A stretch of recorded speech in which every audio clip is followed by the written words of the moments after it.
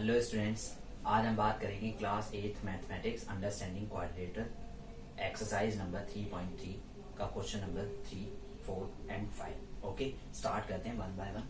सो सबसे पहले इसमें क्या लिखा हुआ है? इसमें लिखा हुआ है कह रहा quadrilateral ABCD be a parallelogram.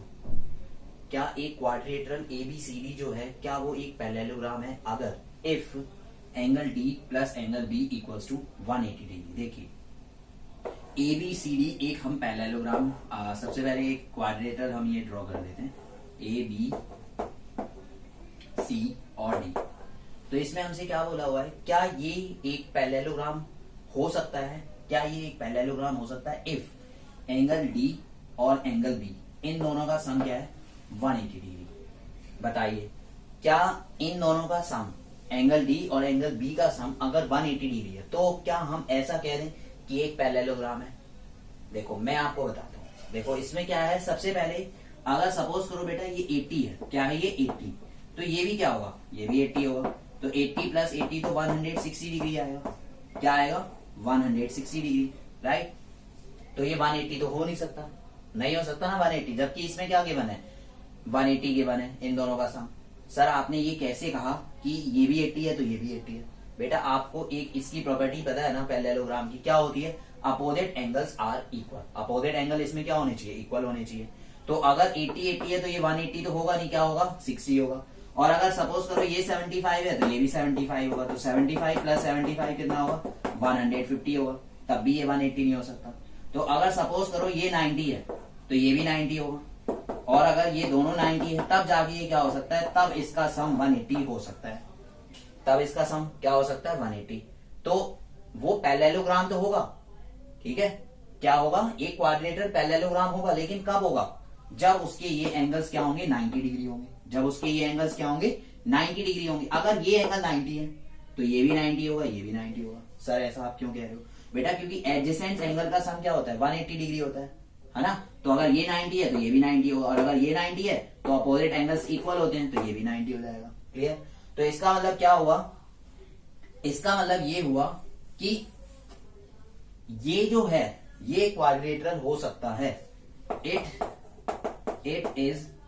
Can be parallelogram. It can be parallelogram. ये एक पैरेललोग्राम हो सकता है, but it needs to be a square.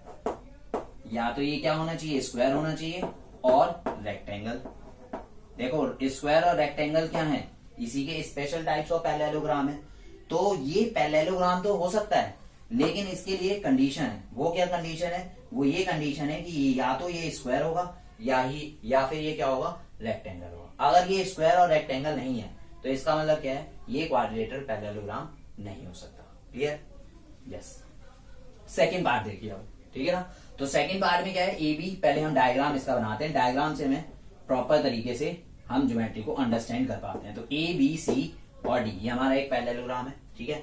तो हमसे पूछा हुआ है कि सॉरी ये क्वाड्रिलेटरल है और हमें बताना है क्या ये पैरेललोग्राम है या फिर नहीं है।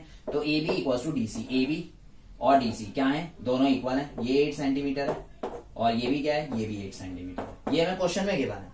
उसके साथ साथ ए डी है 4 सेंटीमीटर, ए डी 4 सेंटीमीटर है, राइट। और बीसी कितना है, बीसी भी 4.4 सेंटीमीटर है। तो क्या होता है इसमें पैरेललोग्राम के केस में, पैरेललोग्राम के केस में अपोजिट साइड्स क्या होती हैं, इक्वल होती हैं।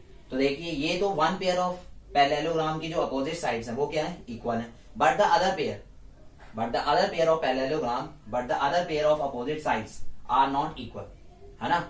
जो अपोजिट साइड्स हैं पैरेललोग्राम की वो क्या है, इक्वल नहीं है। सो हम क्या लिखेंगे, since other pair of opposite sides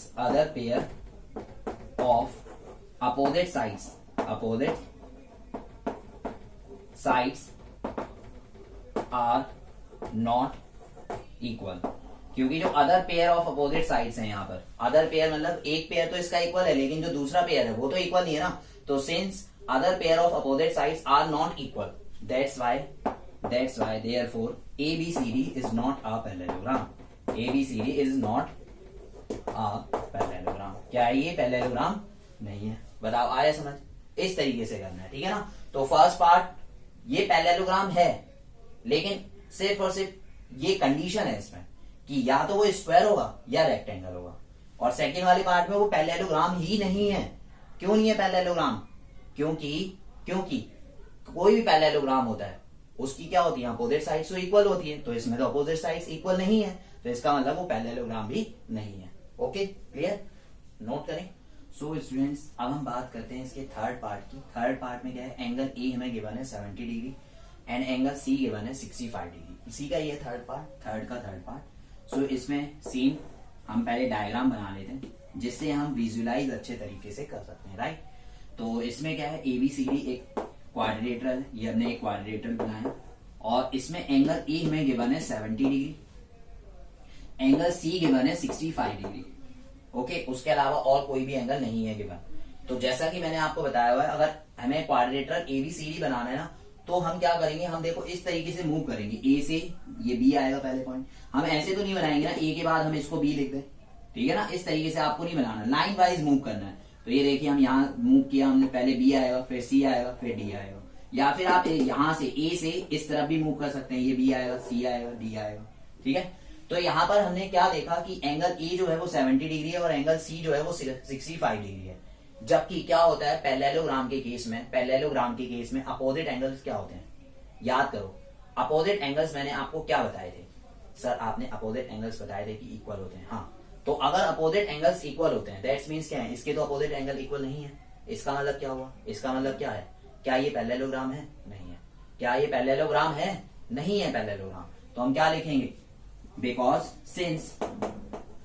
since opposite angles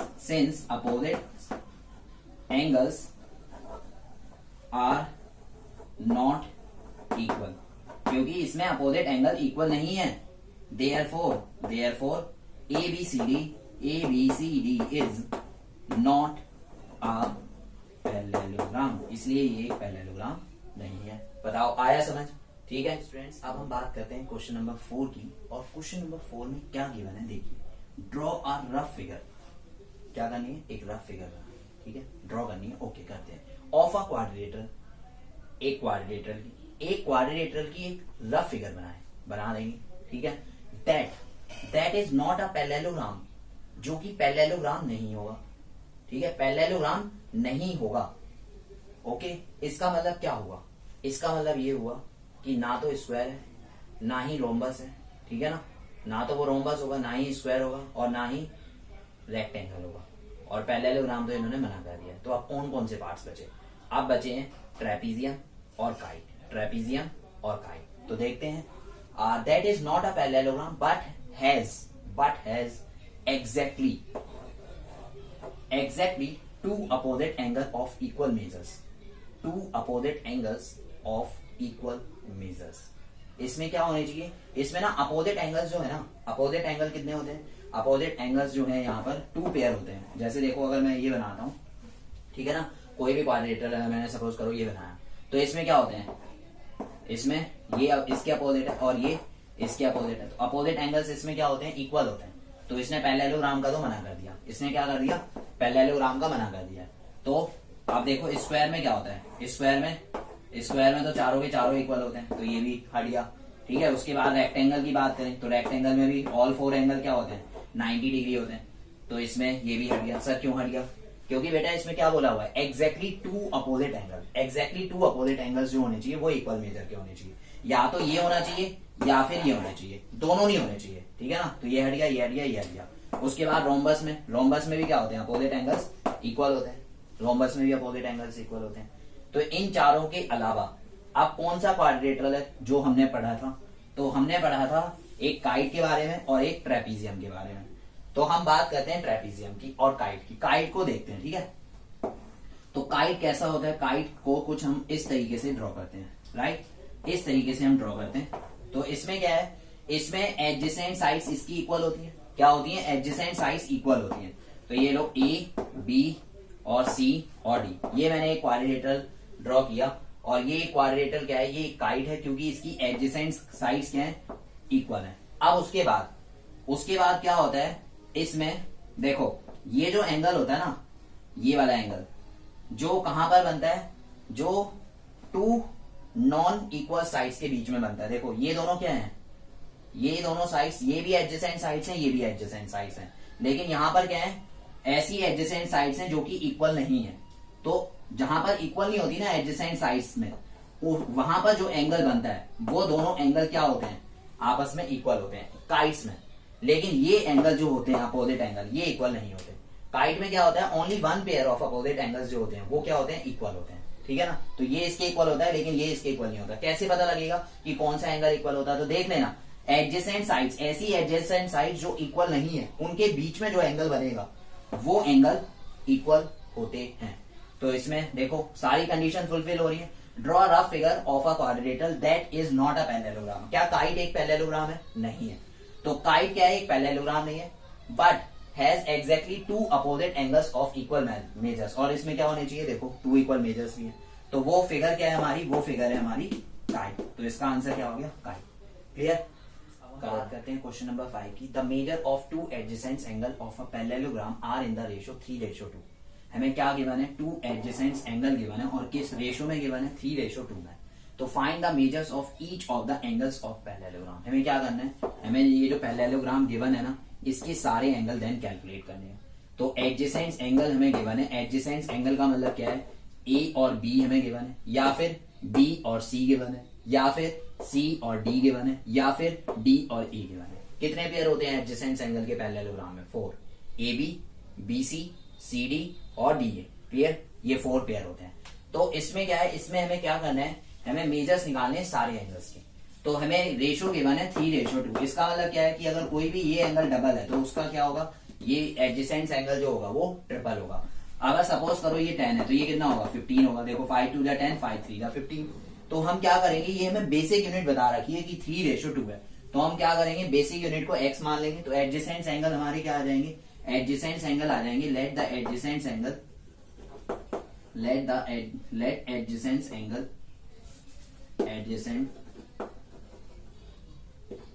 angle be 2x 3x and 2x। क्या हो गए, 3x और 2x हो गए। तो ये सपोज करो इसको हमने 3x बोल दिया, तो इसका एडजेसेंट ये भी हो सकता है, ये भी हो सकता है, तो किसी को भी कंसीडर कर लो। ठीक है। अब आपको ये तो पता ही है, क्या पता है कि एडजेसेंट एंगल का सम कितना होता है पैरेललोग्राम में। एडजेसेंट एंगल का सम क्या होता है, 180 डिग्री होता है ना। Sum of adjacent angle of a parallelogram, sum of adjacent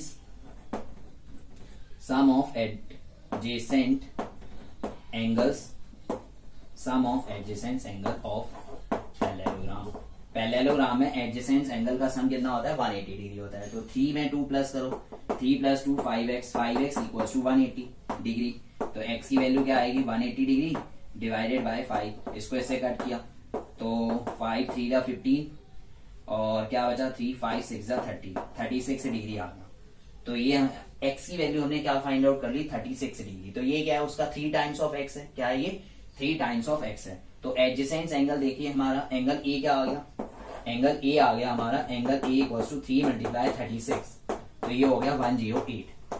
और एंगल ए जो है वो किसके इक्वल है, एंगल सी के इक्वल है। तो एंगल सी भी हमारा क्या आएगा, 108 आएगा। उसके बाद एंगल बी क्या है, एंगल बी जो है वो है 2 टाइम्स ऑफ एक्स। तो एक्स की वैल्यू देखो हमारी क्या आ रखी है, 36। 2 टाइम्स ऑफ एक्स है ना, 2x का मतलब क्या है, 2 टाइम्स ऑफ एक्स। तो 2 × 36 किया तो ये आ गया 72। एंगल बी किसके इक्वल होता है, एंगल डी के इक्वल होता है ना। तो एंगल डी क्या आ गया, एंगल डी आ गया 72 डिग्री, क्योंकि opposite angle of a parallelogram क्या होते हैं, इक्वल होते हैं, है ना। तो अगर ये 72 है तो ये भी 72 है, ये 108 है तो ये भी 108 है। तो इस तरीके से सबसे पहले हमने क्या किया, सबसे पहले जो हमें रेशो गिवन था ना उसको हमने x से मल्टीप्लाई कर दिया, बेसिक यूनिट क्योंकि हमें ये गिवन थी 3:2। तो हमने x से मल्टीप्लाई किया तो उससे हमने x की वैल्यू निकाल ली 36 डिग्री। तो बेसिक यूनिट क्या आ गई है, 36 डिग्री। अब क्या है, इसका रेशो 3:2 था, तो हमने क्या किया, इसको 3 से मल्टीप्लाई कर दिया। एंगल ए क्या था, 3 टाइम्स ऑफ x, तो 3 × 36 108। एंगल बी क्या आ गया, एंगल बी आ गया हमारा 2 × 36 72। तो बी डी के इक्वल है और ए और सी के इक्वल है। ठीक है, क्योंकि अपोजिट एंगल क्या होते हैं, पैरेललोग्राम के इक्वल होते हैं। तो आप इसे नोट करें। अब हम बात करते हैं क्वेश्चन नंबर 6 की। 2 adjacent angle of a parallelogram, 2 adjacent angle of a parallelogram have equal measures. देखो यहाँ पर क्या है, यहाँ पर भी एक पैरेललोग्राम की बात हो रही है। तो ये लो हम इसकी एक ड्राइंग कर लेते हैं, ए बी सी डी। हमने एक रफ स्केच बना लिया, parallelogram ABCD have equal measures. इसमें क्या है, एडजेसेंट एंगल जो है ना वो आपस में इक्वल है। तो let's say angle A equals to x है, तो एंगल B भी क्या होगा, x होगा, क्योंकि यहाँ पर क्या कह रहा है, एडजेसेंट एंगल इक्वल है। तो अगर ये x है तो ये भी x होगा, है ना। या फिर इसको भी x कंसीडर कर सकते हैं, क्योंकि A का एडजेसेंट B भी है और A का एडजेसेंट B भी है। अब उसके बाद find the measure of each of the angles of the parallelogram. तो हमें करना क्या है, हमें इसकी हर एक एंगल को कैलकुलेट करना है। तो यहां पर हमने क्या लिखा, let two equal adjacent angle be x, दोनों क्या है, x है। तो x plus x equal to 180 degree. Adjacent angle का सम कितना होता है, 180 डिग्री होता है, राइट। सो हम यहाँ पे लिख भी देते हैं, sum of adjacent angles of parallelogram क्या होता है, 180 डिग्री। तो x प्लस एक्स, x का मतलब क्या है 1x और 1x क्या हो गया 2x इक्वल्स टू 180 डिग्री। तो x की वैल्यू क्या आ जाएगी, 180 डिग्री डिवाइडेड बाय 2, इसको इससे कैंसिल कर दो। So x is equals to 90 degree. ठीक है, x की वैल्यू क्या आ गई, 90 आ गई। ये 90 है तो ये भी 90 है, तो ये भी 90 है और ये भी 90 है। तो ये क्या हो जाएगा, ये स्क्वायर और रेक्टेंगल। देखो पैरेललोग्राम है तो ये क्या होगा, ये एक रेक्टेंगल है ना, क्योंकि इसके चारों एंगल क्या है, इक्वल है और अपोजिट साइड्स क्या है, इक्वल है। तो इसलिए हम इसे क्या कहेंगे, इसे हम रेक्टेंगल कहेंगे। ओके, सो देखो क्या हमने क्या निकालना था यहाँ पर, find the measure of each of the angle of parallelogram. So each angles of parallelogram, each angle of parallelogram are equals to 90 degree. क्या हो गए, उसके सारे एंगल जो हैं वो कितने हो गए, 90 डिग्री। क्लियर है। तो इस तरीके से हमने ये क्वेश्चन नंबर 6 कंप्लीट किया, जिसमें हमें क्या करना था, जिसमें हमें एडजेसेंट एंगल गिवन थे, 2 एडजेसेंट एंगल, और हमने क्या किया, हमने उन दोनों एंगल को प्लस कर दिया। एडजेसेंट एंगल का सम क्योंकि 180 होता है, तो उससे x की वैल्यू आ गई 90। तो अगर ये 90 है तो ये भी 90 होगा, ये भी 90 होगा, ये भी 90 होगा, है ना, क्योंकि एडजेसेंट एंगल तो ठीक है इसमें ये आ गए। अब इसके अपोजिट एंगल इक्वल होते हैं, तो ये 90 है तो ये भी 90 हो जाएगा। तो इसलिए मैंने लिख दिया, so each angles of parallelogram are equals to 90 degree. Okay, so students, आपको अगर ये वीडियो पसंद आई है तो लाइक करें, शेयर करें और सब्सक्राइब कर लें चैनल को।